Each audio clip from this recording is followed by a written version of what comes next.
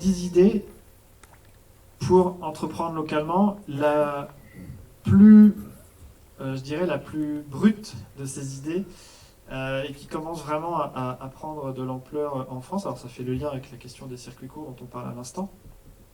C'est les supermarchés locaux, les supermarchés paysans, de plus en plus structurés, de plus en plus marketés.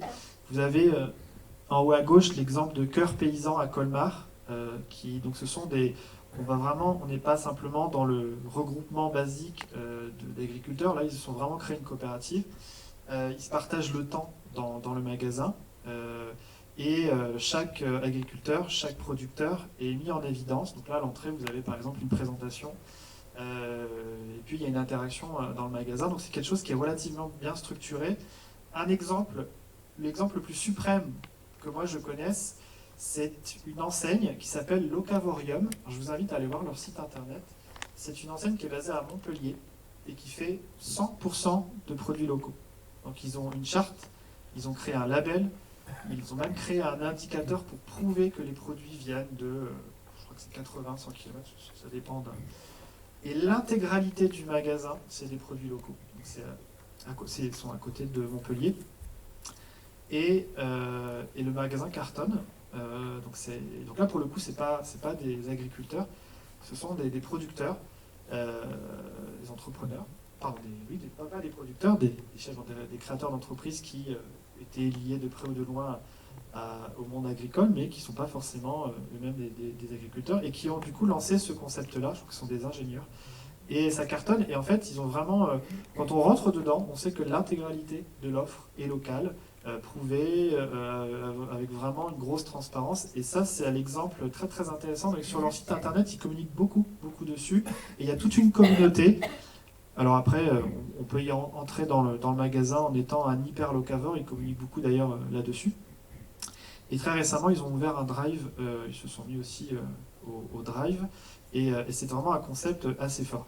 Après, au-delà de ça, au-delà de ces concepts assez structurés, il y a effectivement les concepts de drive fermier qui se développent beaucoup en France, où on a les agriculteurs qui se relaient chaque semaine pour distribuer en main propre les commandes qui ont été faites précédemment par Internet par les consommateurs. Et c'est quelque chose qui se développe beaucoup. J'ai plus le chiffre en tête, mais il y en a vraiment à travers toute la France. Et le supermarché local, le supermarché paysan, que ce soit un regroupement d'agriculteurs ou une vision classique du supermarché, là ça répond à la question que vous posiez tout à l'heure sur ça. C'est quelque chose qui permet de challenger énormément la grande distribution. Et face à la montée de ces nouveaux modèles, il existe des modèles de plus importants, de type 500, 1000 m², sur des produits pas forcément locaux, mais à dimension régionale qui se développent. Alors, il y a 3-4 grandes enseignes qui se sont développées aujourd'hui sur le local, et qui appartiennent à des grandes enseignes de distribution qui aujourd'hui testent ces concepts locaux, régionaux, pour pouvoir les appliquer un jour dans leur rayon. Alors après, il y a la question de la cible, du prix, on en reparlera. Mais la grande distribution est aujourd'hui sur ce marché-là, parce qu'en fait, elle est en train de développer des concepts. De même que la grande distribution lance des concepts uniquement dédiés au bio, ils sont en train de lancer des formats 100% ou en tout cas en partie locale. Ça, c'est l'exemple, je dirais, qui est assez facile à mettre en place et qui répond à une vraie demande sur les territoires. Exemple 2, qui répond à énormément d'enjeux, c'est la transformation, l'agriculteur transformateur. Se dire, je ne suis pas simplement agriculteur, je peux passer dans le monde de l'agroalimentaire parce que je vais devenir artisan pastier, j'ai du blé, je vais en faire des pâtes, je peux faire de la bière avec une microbrasserie, je peux intégrer une micro-usine ou partager avec d'autres éleveurs un micro-abattoir, qui est une forme de micro-usine, c'est l'exemple que vous avez ici. Donc installer un micro-abattoir dans une ferme ou se partager ce micro-abattoir. Donc c'est un concept qui est en réflexion depuis 2-3 ans et qui tend à se développer. C'est aussi, en fait, ce qui est assez intéressant, c'est dans la diversification des revenus. Et bon, vous le savez, la filière laitière, c'est une filière qui souffre vraiment. Et être capable de monter sur la transformation, ça permet de voir les choses très différemment, notamment sur les revenus. C'est-à-dire que voilà, quand on a les 1000 litres à 300 euros et que lorsqu'on on est capable de les transformer soi-même, c'est comme si on s'achetait soi-même la même quantité à plutôt 500 ou 600. Et donc aujourd'hui, il y a un gros mouvement sur la transformation laitière, regroupée ou isolée. Et donc en fait, la capacité à transformer, donc tout à l'heure je parlais d'enjeux d'avoir des produits alimentaires transformés sur les territoires, effectivement. Là où il y a un énorme enjeu, c'est d'amener les agriculteurs vers la transformation. Il y a plein de façons. Cette transformation, elle peut être soit dans l'exploitation ou partagée. Je présenterai des exemples tout à l'heure à travers des incubateurs, des food labs. Il y a plein de possibilités pour faciliter cette transformation, mais c'est aujourd'hui un des enjeux majeurs d'amener. Alors, bien évidemment, tout le monde ne peut pas, et c'est pas évident, puis parfois ça peut être considéré comme, à juste titre comme un autre métier, mais c'est un véritable enjeu.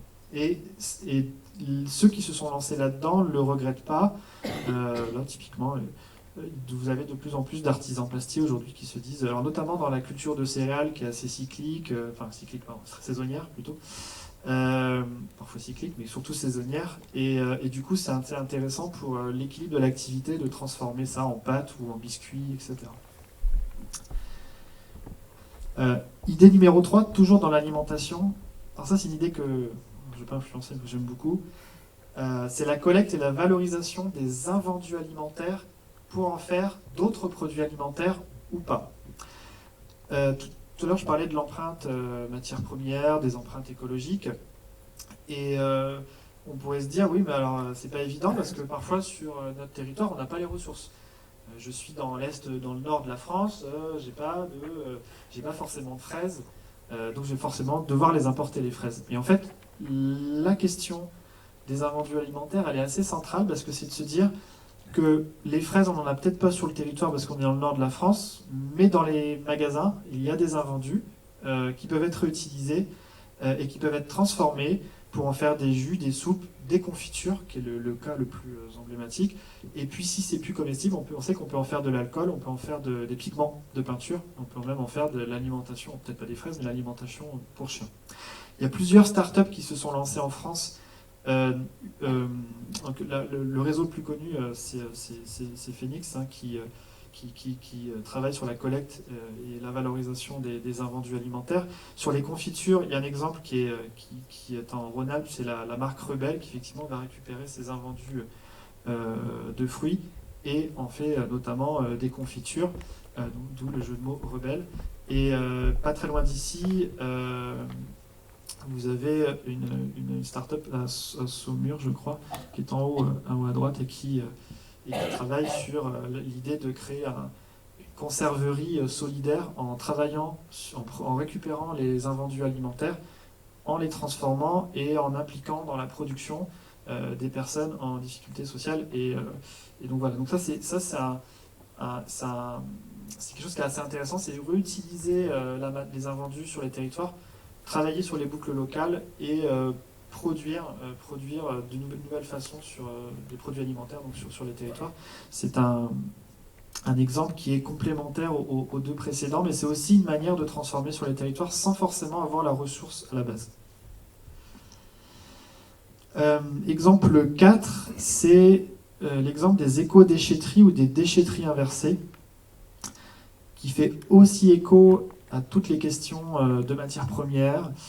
Il y a des exemples, donc il y a deux types d'exemples qui existent aujourd'hui. Il y a des éco-déchetteries ou des déchetteries inversées professionnelles et d'autres plus grand public.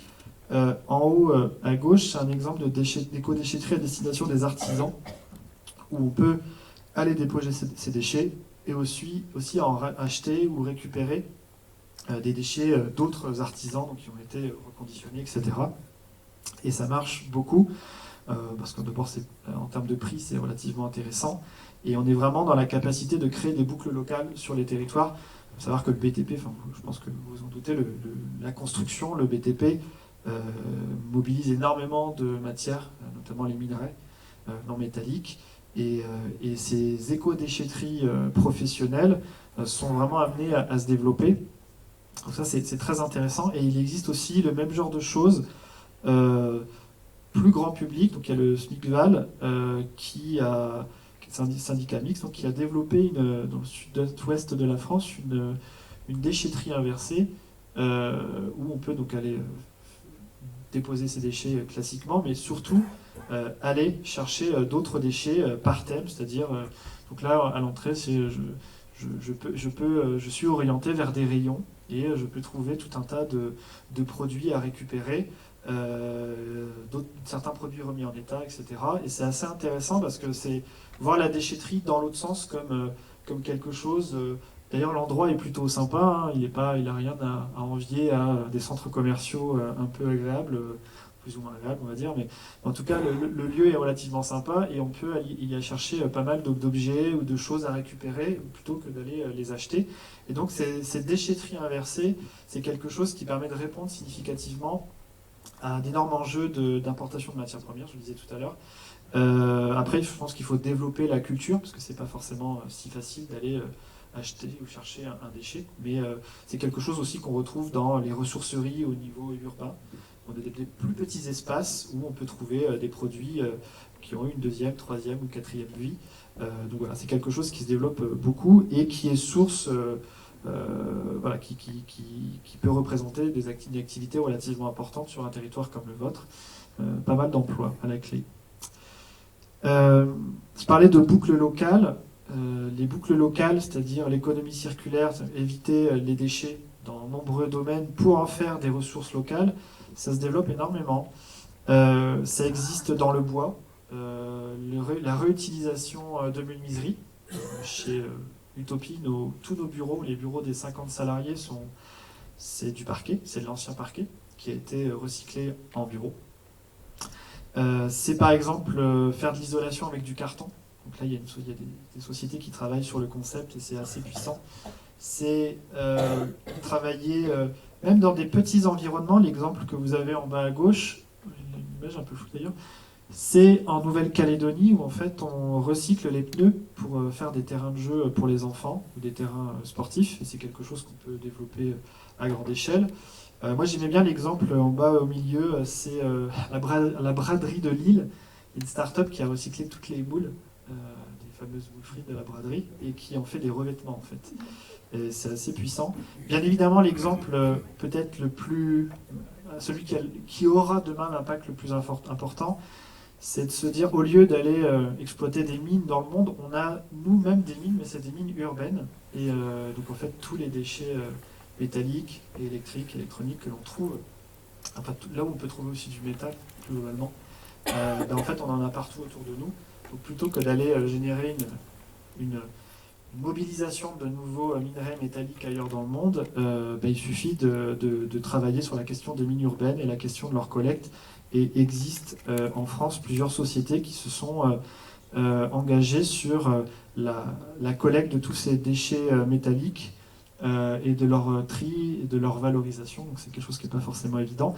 Par exemple, ailleurs qu'en France, en Belgique, vous avez un nouveau souffle qui est donné, parce que bon, la Belgique était très en pointe sur la métallurgie, la sidérurgie, ils ont énormément souffert avec le départ de toutes ces entreprises, et ils sont aujourd'hui en train de relancer un cluster autour des mines urbaines, en disant on n'a plus nos mines, mais on a des mines urbaines, et on peut revenir sur ce terrain de jeu avec les mines urbaines. Donc ça, je sais que c'est quelque chose qui va être assez central dans la manière de les collecter. Sixième idée, la collecte, la rénovation, la vente ou la location de meubles d'électroménager. C'est une des grandes sources de déchets. Existe notamment plusieurs... alors, vous avez des entreprises, des grandes enseignes comme Boulanger avec Lokeo, qui proposent un service de location d'électroménager, où en fait on loue son produit. Et la cible, c'est surtout les plus jeunes, qui sont peut-être plus sensibles à ces nouvelles offres et moins attachés à la question de la propriété. Louer son matériel, et une fois que son matériel a atteint la durée de location une certaine durée de vie, il est récupéré, retapé, remis en place et reloué à d'autres. Il y a beaucoup d'entrepreneurs du secteur de l'économie sociale et solidaire qui se lancent là-dedans, notamment le réseau Envie. Je ne sais pas s'il est présent ici, en tout cas il est bien présent dans le nord et l'est de la France. C'est un réseau qui est très intéressant, qui vise vraiment à récupérer, qui historiquement a beaucoup travaillé sur les produits blancs, et au lieu de les mettre à la benne, les récupère, les retape, récupère les pièces, soit est capable de retaper le matériel en question, et ensuite la remise en vente à des...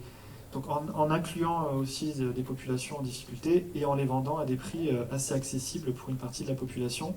Et ça, c'est quelque chose... ce sont vraiment des boucles locales qui sont très nettement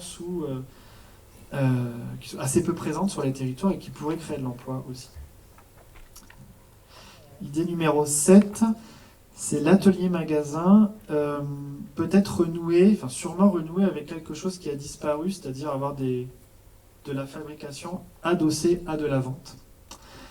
On a encore un petit peu les artisans, mais il n'y en a plus beaucoup, qui gardent un peu cette approche-là, mais on est en train de voir une nouvelle génération de magasins auxquels sont adossés des ateliers dans le domaine des meubles, dans le domaine des textiles. L'exemple que vous avez à l'écran, c'est un exemple de Fab Shop, un magasin fabricant qui est basé à Londres, qui s'appelle Unto This Last. C'est un Français qui l'a créé. Ce magasin fait l'objet de toutes les attentions de tous les grands acteurs les enseignes de mobilier, y compris les Ikea, qui s'intéressent à ce magasin dans sa capacité à faire, avec des prix attractifs, des produits qui sont quasiment à la demande et qui sont fabriqués dans un atelier derrière.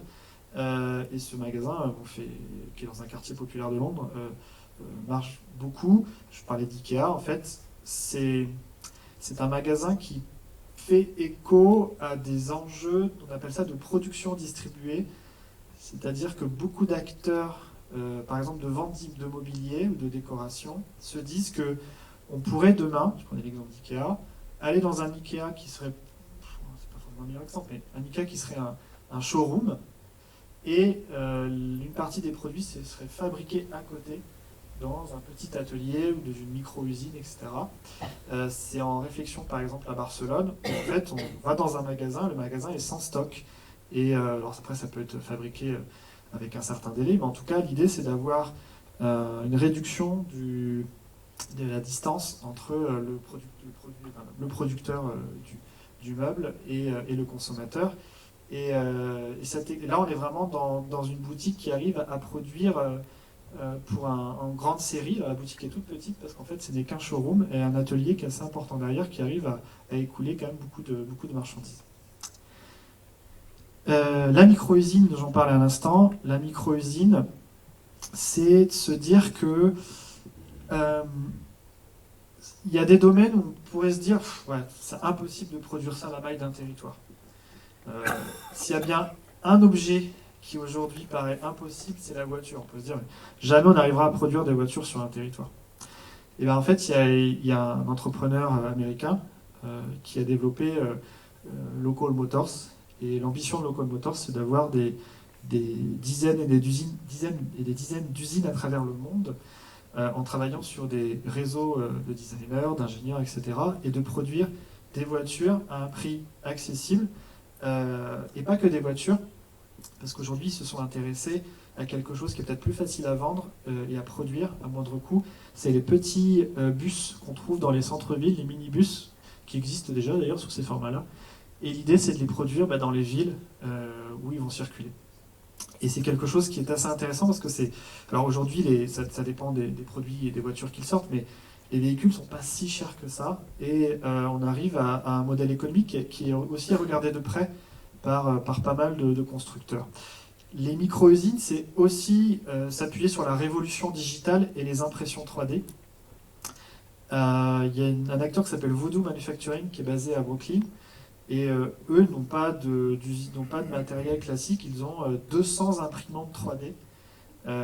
Et en fait, avec ces 200 imprimantes 3D, ils répondent à plein de demandes qui, jusqu'ici, mettaient des mois, des semaines à arriver, souvent de Chine, ou d'ailleurs. Et aujourd'hui, avec ces imprimantes 3D, ils arrivent à travailler sur des matériaux de type plastique et sur des coques de smartphones, sur des prothèses. Sur la décoration, ils travaillent énormément avec l'industrie du cinéma, par exemple.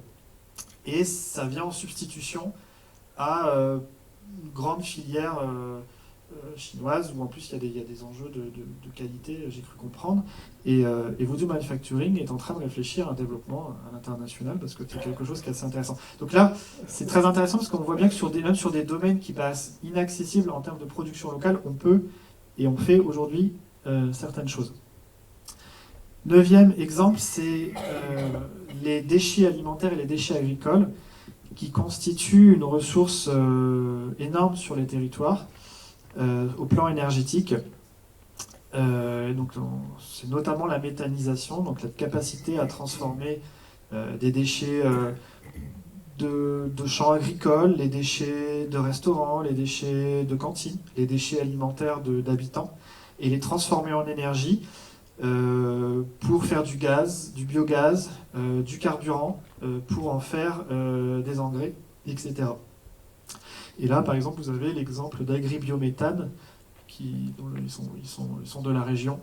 Et en fait, ce sont des agriculteurs qui ont utilisé des déchets agricoles et qui ont créé toute une filière de méthanisation et qui sont allés jusqu'à au développement de stations-service.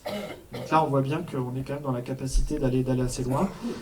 L'exemple en haut à gauche, c'est à San Francisco, où la ville a lancé un projet où toutes les huiles des restaurants sont utilisées, récupérées, pardon, et font rouler tous les engins publics de la ville. En fait, tous les bus, tous les transports publics, et puis d'autres, tous les véhicules, les acteurs locaux, publics, fonctionnent grâce à la réutilisation des huiles alimentaires. Et puis, enfin, dernier exemple, j'ai assez peu parlé des services dans les exemples que je vous ai présentés, c'est celui des conciergeries.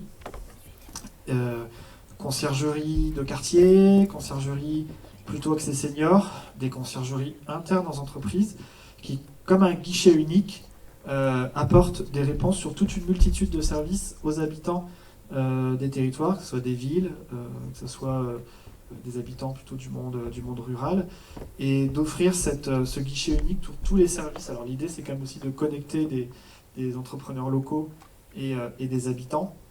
Et c'est quelque chose qui aujourd'hui se développe énormément. Alors, ça a commencé dans les grandes villes, par exemple à Paris dans les kiosques. Vous avez ici Allo Bernard qui a ouvert je ne sais plus combien d'agences de conciergerie à Toulouse. Vous avez aussi des conciergeries plutôt solidaires. Donc ça c'est l'exemple à Bordeaux. Voilà, donc c'est quelque chose qui se développe énormément et qui répond à des attentes des habitants. L'idée de se dire, voilà, j'ai un lieu unique où je peux avoir des réponses à tous mes besoins, du service du quotidien, service, voilà, ça peut être des besoins ponctuels, de blanchisserie aussi, des services de recherche. Sur la cible senior, c'est quelque chose qui est assez intéressant parce que, par exemple, un acteur comme Monoprix, je crois, imagine demain ces magasins comme des conciergeries et pas simplement, c'est-à-dire qu'utiliser à l'entrée d'un Monoprix en ville, un service de conciergerie. Je crois que beaucoup d'acteurs de la distribution se posent cette question-là. En tout cas, ça répond à des besoins et à des choses qu'on ne trouve pas forcément sur les territoires. Voilà pour les 10 idées sur l'entrepreneuriat local.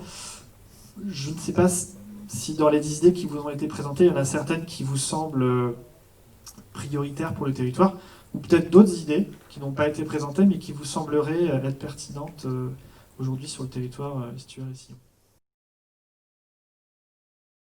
Les exemples que vous nous avez montrés, pour certains, sont à l'étranger, et je voyais tout à l'heure le recyclage de la ferraille, comme le recyclage d'ailleurs de certains déchets. Les lois françaises sont trop prégnantes par moment pour pouvoir aller jusqu'au bout d'un recyclage local. Est-ce que vous avez dans ce domaine des exemples donc, à l'étranger qui sont qui sont possibles, je dirais, mais eu égard aux lois qui le permettent?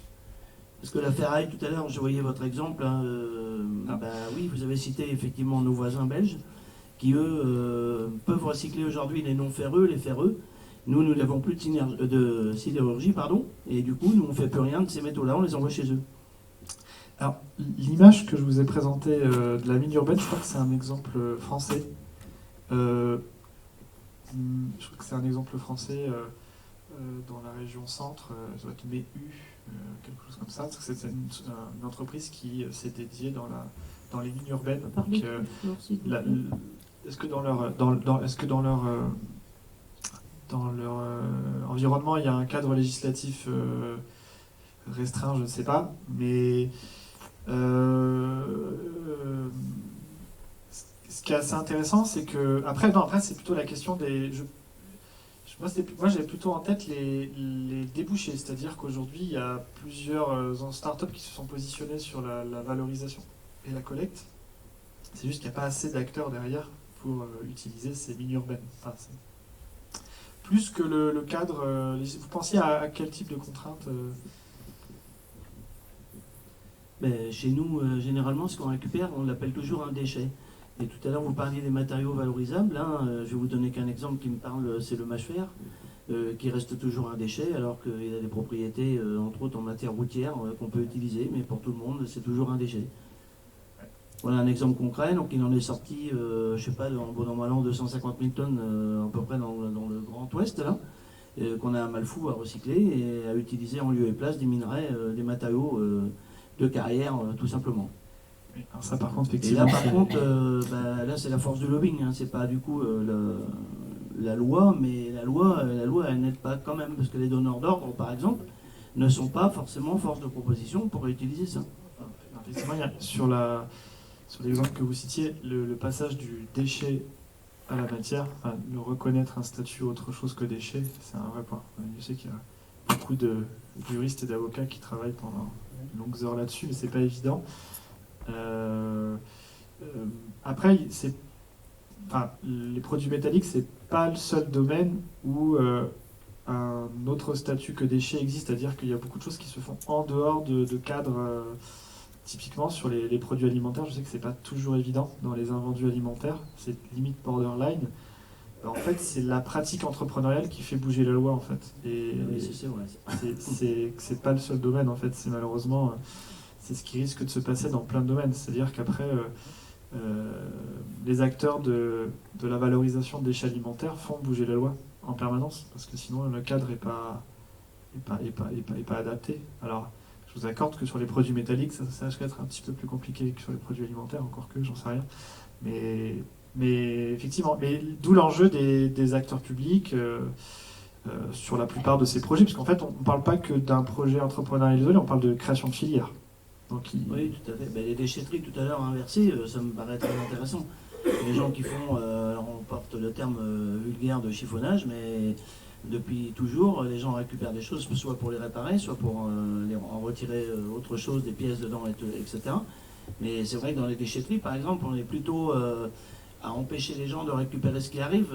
Donc j'aime bien cette formule à dire de déchetterie inversée, moi, parce que ça, pour certains qui ont un peu d'idées, elles peuvent récupérer un tas de matières premières.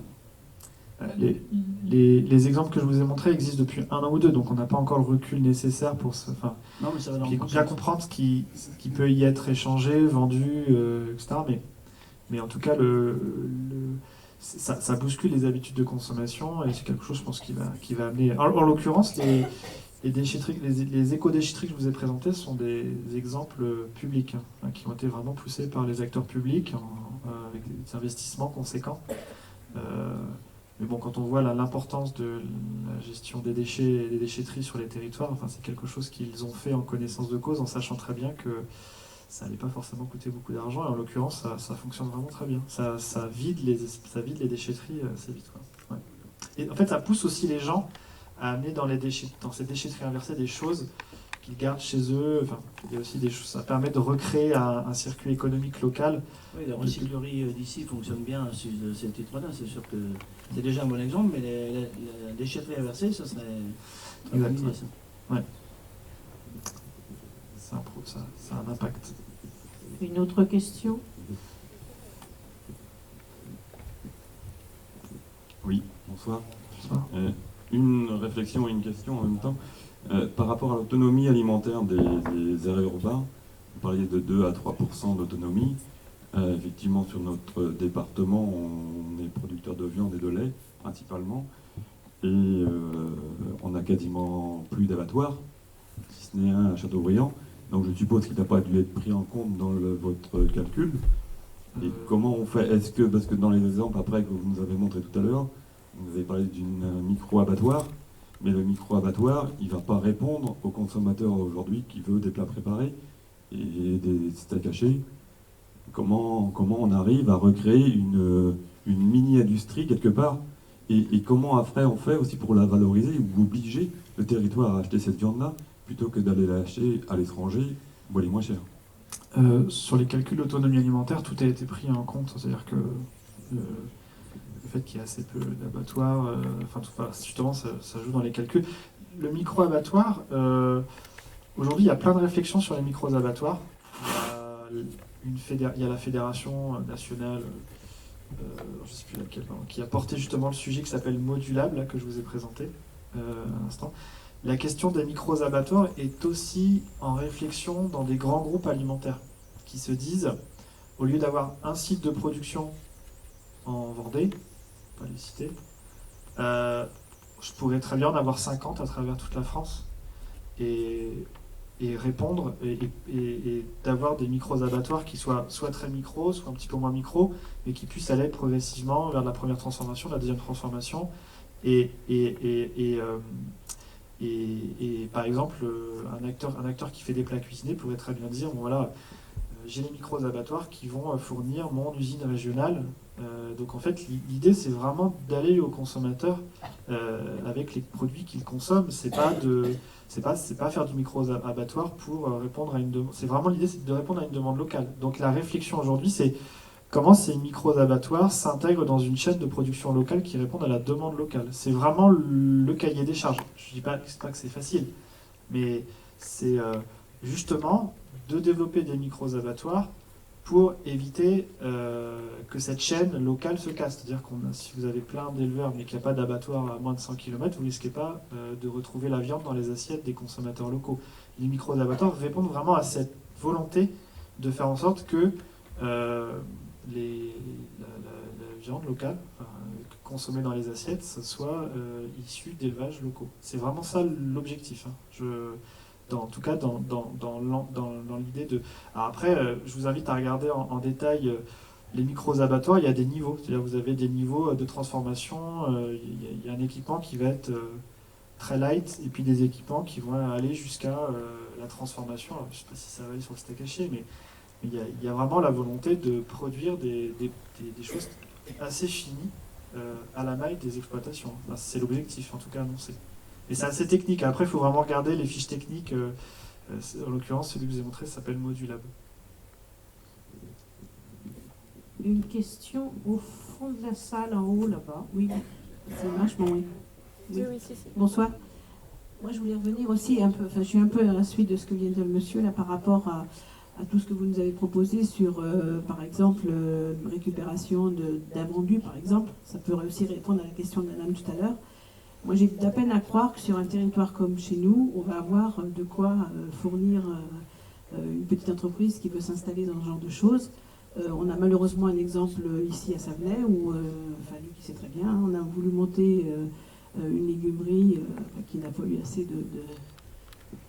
eu assez de fournisseurs pour continuer, pour vivre en fait. Et moi, j'ai du mal à croire qu'une entreprise peut fonctionner avec que des invendus ou des...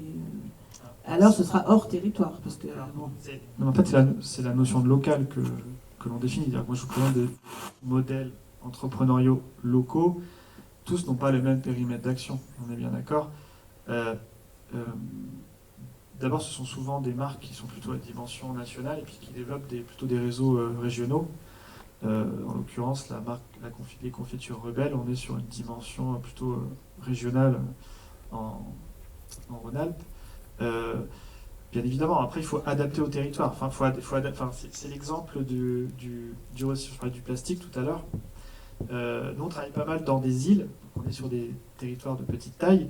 Et on connaît un entrepreneur qui a lancé une société de recyclage de bouteilles. Il a investi des millions d'euros en Martinique, je crois. Puis en fait, la société, elle ne marche pas parce qu'il n'y a pas assez de bouteilles. Néanmoins, je pense qu'il faut adapter le territoire. Ça marche parce que les exemples que je vous ai listés sont des exemples qui marchent, c'est-à-dire que le Phoenix, Rebelle, En l'occurrence, ce qui est assez intéressant, c'est d'arriver à avoir un système de collecte qui est le plus transversal possible. Moi, je pense qu'à la taille d'un territoire de 30, 40, 50 000 habitants, on peut avoir mais il faut avoir un maximum de partenaires, il faut avoir un maximum de points de collecte. Et je vous accorde qu'effectivement, si vous n'avez que 3 partenaires ou 3 hypermarchés, ça va être un petit peu compliqué. Mais peut-être étendre la solution, mais en l'occurrence, les quantités collectées par les réseaux que je vous ai cités sont relativement importants. Vous prenez un hypermarché Hyper U qui est à côté ici, je ne connais pas leur pratique. Je pense que, vu la taille de cet hypermarché, on doit être sur des quantités astronomiques potentielles. Après, ils en redonnent aussi. D'accord, oui, mais ça, c'est après ça. Voilà, Oui. mais je veux dire, ça va aussi au Resto du Cœur, ça va aussi à la Croix-Rouge, ça va aussi. C'est tout voilà, à ça fait fait normal. aussi Mais en partie. l'occurrence, je pense que après, c'est de la seconde. Sur les rebelles, on est aussi sur des produits qui ne sont pas mis en magasin. Parce qu'en fait, c'est beau, d'où le mot rebelle. Et je pense qu'ils se sont positionnés sur. Après, il n'y a pas que le magasin, il y a la chaîne agricole, c'est-à-dire qu'entre le champ et le magasin, il y a énormément de points de déchets. C'est-à-dire que déjà dans le champ, on enlève une partie en disant mais ça, de toute façon, ça ne passera jamais le cap. Ensuite, quand ça arrive chez le grossiste, on en enlève encore. Quand on arrive en magasin, on en enlève encore. Donc il y a quand même. Et puis ensuite, il y a ce qui est invendu. Donc quand je parle d'invendu alimentaire, en réalité, il faut penser toute la chaîne de déchets alimentaires tout le long. Et je crois que c'est 30 ou 40% de déchets en partant du champ jusqu'au magasin. Là, ça fait beaucoup du potentiel. Après, il faut calibrer. Les exemples qu'on vous présente ici sont des exemples qui peuvent être dimensionnés à la maille de votre territoire, ou naître ici et peut-être rayonner légèrement au-delà. Mais vous avez quand même, ça peut être perçu comme parfois une limite, vous êtes quand même entre deux métropoles, notamment une, dans laquelle il y a un certain potentiel aussi. Donc je pense que tout est une histoire de dimensionnement. Et typiquement, les acteurs qui se lancent sur ces marchés-là sont souvent seuls. Enfin, moi, j'en connais plusieurs. Et ils sont assez peu aidés par les chambres professionnelles, parce qu'en fait, on ne sait pas si c'est des agriculteurs, des artisans, on ne sait pas où on les mettre, on ne sait pas à quoi ils correspondent. Ce sont des gens qui sont souvent des anciens cols blancs qui se sont reconvertis. Donc en fait, faire une entreprise basée sur les invendus alimentaires, c'est un métier sur lequel il n'existe pas de formation en France. Donc de là à faire une étude marketing, une étude de faisabilité, et quel est le bon périmètre, c'est pas évident. Donc en fait, c'est bien l'enjeu d'arriver à encadrer tous ces nouveaux entrepreneurs et de les aider à déterminer le bon territoire. J'ai pas présenté d'exemple textile, mais aujourd'hui, il existe des filières de textile locales, des marques locales. Le périmètre, il va être beaucoup plus régional, voire France, que local. C'est assez difficile de faire du recyclage de textile et d'en faire des vêtements locaux, encore que il existe des exemples, par exemple dans le textile technique, tous les déchets de textile technique à la montagne sont récupérés par des startups, notamment une ou deux, qui refont d'autres produits techniques et qui les revendent sur place. Parce que le marché des touristes, il est suffisant. Voilà, en fait, il n'y a pas de... Voilà, tout est adapté en fonction du contexte. Merci. Nous allons passer à la troisième partie, si vous voulez bien. Je voulais savoir s'il y avait eu une étude qui avait étudié un petit peu ou avoir des ratios sur le pourcentage de la population capable d'aller vers des commerces locaux ou courts, etc. Parce que finalement, moi je vais assez souvent au supermarché parce que je suis toujours très pressé et je trouve dans le magasin tout ce que je peux. Je ne vois pas tellement, je n'ai pas trop le temps d'aller dans des magasins spécialisés, enfin bio ou autres, qui sont très, très louables, il n'y a pas de souci. Et je pense que là aussi, il y a des prix de vente qui sont plus élevés que dans les grandes surfaces. Alors, il y a deux questions en fait en une, enfin deux éléments, il y a la question du format et du prix. Ouais. Quelle population y va? Oui, population.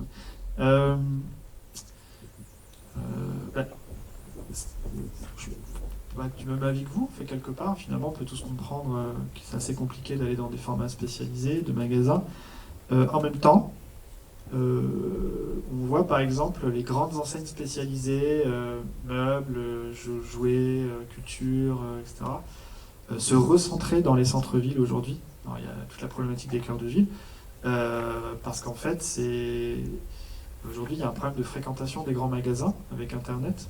Et donc aujourd'hui, vous avez beaucoup d'enseignes qui se posent la question de revenir dans les centres-villes avec des formats différents, parce qu'en fait, il y a aussi une population, ça dépend des villes, mais avec un revenu un peu plus supérieur. Donc on a aussi, en même temps, alors peut-être pas dans la grande distribution alimentaire, mais dans les grandes enseignes spécialisées, il y a un problème de fréquentation, et du coup, ils s'intéressent de plus en plus à des petits formats en ville. Donc on voit bien aussi qu'il y a aussi le mouvement inverse, et que je pense qu'il y a la place pour les deux. C'est-à-dire que, bien évidemment, on ne va pas... et en l'occurrence, dans les exemples que j'ai présentés, il n'est pas question d'aller contre la grande distribution. Parce que la preuve, la grande distribution, je crois qu'à plusieurs moments, j'ai dû vous dire qu'elle s'intéresse à des formats de micro-production à côté. En fait, la grande distribution, c'est souvent celle qui s'intéresse le plus à ces concepts-là, parce qu'en fait, ça lui apporte un nouveau souffle en fait, commercial. Donc, je pense qu'après, on va avoir une coexistence de tous ces modèles économiques. Mais c'est la question du prix qui est assez intéressante, parce que quand on parle made in local, on légitimement pense à un prix supérieur, et c'est pas faux, parce que traditionnellement, sur le made in local, on est sur un produit de qualité, avec des coûts locaux, etc. Ce qui est assez intéressant, c'est que aujourd'hui, dans la plupart des exemples que je vous ai présentés, arrivent à vraiment baisser les prix, typiquement travailler sur de la ressource en boucle locale, en économie circulaire, c'est quand même des gains économiques relativement importants. Une fois qu'on a réussi à bien optimiser le circuit de collecte, c'est quand même de la ressource qui est disponible et qui ne coûte pas grand-chose. Et alors là, on arrive, par exemple, dans les conserveries solidaires, on arrive à avoir des prix relativement abordables, si je compare aux grandes marques. Je ne compare pas forcément au MDD ou au Premier Prix, mais relativement aux grandes marques, on a des prix qui restent relativement accessibles sur des produits de qualité locaux. Donc, dans toute la réflexion sur les boucles locales, la microfabrication, dans le cadre de la microfabrication, les économies d'échelle n'ont pas de sens. En fait, l'économie d'échelle, c'est un truc qu'on a inventé par rapport à une production de masse. Mais aujourd'hui, on arrive à produire dans des micro-usines, je vous ai présenté des exemples, de tout un tas de produits très différents, très traditionnels, avec du bois, du plastique, ou des nouveaux matériaux, des biomatériaux par exemple. On arrive à produire des choses à des coûts relativement bas, parce qu'en fait, on ne se pose pas la question de l'économie d'échelle. On est sur des petites séries. Aujourd'hui, j'ai lu il y a quelques jours que dans le domaine alimentaire, les micro-marques, aux États-Unis, la croissance, elle est autant liée à 10 000 marques que les 50 premières. C'est-à-dire que les consommateurs sont hyper attachés à des toutes petites marques qu'on peut trouver sur Internet ou ailleurs, et qui sont capables de répondre très vite à la demande. Donc sur des petites séries, des micro-séries. Donc du coup, la question de l'économie d'échelle avec un prix élevé, c'est quelque chose qui se pose moins. Donc il y a bien évidemment une vision du made in local très, très qualitatif, et qui sera toujours sur un prix supérieur. Et sur ce point, on peut aussi dire que c'est le vrai prix des choses, le vrai prix des prix bas. C'est-à-dire que quand vous avez un t-shirt à 2 € dans un magasin, et ben ce 2 €, il veut dire plein de choses. Il a des impacts économiques, des impacts sociaux, des impacts environnementaux. Un t-shirt à 2 €, c'est un t-shirt à 2 €, c'est difficilement sans impact. Donc il y a le vrai prix des choses, et après c'est une culture de la consommation, c'est peut-être plutôt dans des investissements, considérer un vêtement comme un investissement plutôt que d'avoir 50 vêtements. Et puis après, il y a aussi quand même, ce que je disais à l'instant, un made in local qui sera quand même de plus en plus accessible, parce que de la microproduction plus compétitive, parce que des boucles locales qui font qu'on n'a pas forcément besoin d'acheter la matière première parce qu'elle est disponible, etc. L'exemple des mini-urbaines, une fois que ça sera maîtrisé, c'est quand même la capacité de créer de la production avec des coûts relativement bas. Mais après, vous dire que le made in local sera forcément toujours à un coût compétitif, ça serait faux de le dire. Donc en fait, après, c'est juste une question de rééquilibrage. Comme je l'ai dit tout à l'heure, l'idée c'est d'arriver sur un made in local qui soit relativement compétitif pour qu'on puisse réenraciner 10 à 15% de nos économies. L'idée c'est pas de faire du 100% local, parce que de toute façon c'est impossible avec la mondialisation et les coûts dans lesquels on vit.